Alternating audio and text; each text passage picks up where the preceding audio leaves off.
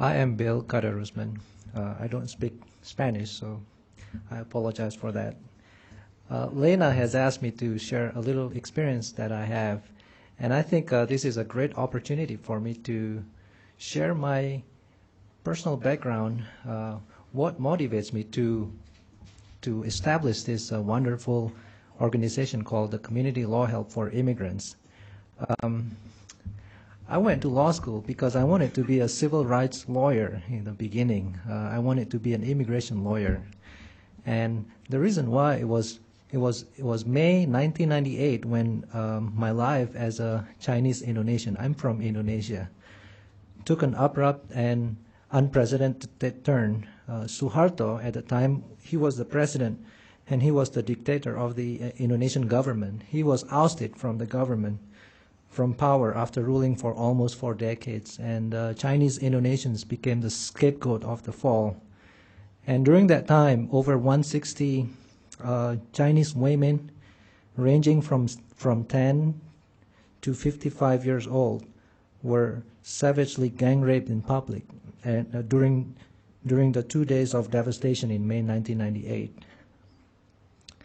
The violence claimed at least 500 lives and left thousands of buildings damaged or destroyed. The Chinese community in Indonesia suffered material losses of at least $3 billion.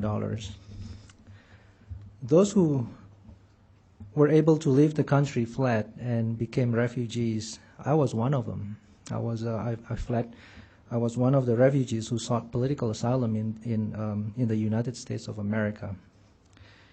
Not until this time did I realize that something must be done to protect the civil rights of the Chinese Indonesians, and that someone must be courageous enough to pioneer the movement of equal civil rights in Indonesia.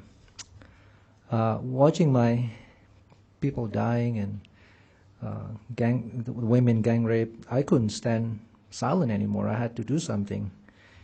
In hindsight, I learned that the May riot incident was primarily instigated by the yawning gap between the rich and the poor in Indonesia, and this is a serious social problem for many decades that the government simply disregarded. Most native Indonesian people are poor and illiterate. By contrast, most Chinese Indonesians, which I am part of, though they comprise only about 1% of the country's population, they are better off than the native Indonesians, and as a group they control up to 70% of the Indonesian economy. So the social jealousy that persisted between the Chinese and the native Indonesian could not be contained any longer and culminated in the May riots, in the May riot incident. So ever since the May riot incidents, I wanted to be someone who could defend the civil rights of the people. As I went to and attend law school here at BYU, I learned something that struck me as a consistent pattern that that happened both here in America and in Indonesia. As I study the American legal system and serve the people in the community, I frequently find that the idea of law, the theory of law and justice are two different things. Such differences between law and justice, if continually ignored, may result in serious and fatal social problems, such as what happened in Indonesia. One disturbing element of the social problem that I see happening in this country involves the different application of the law to the rich and the poor.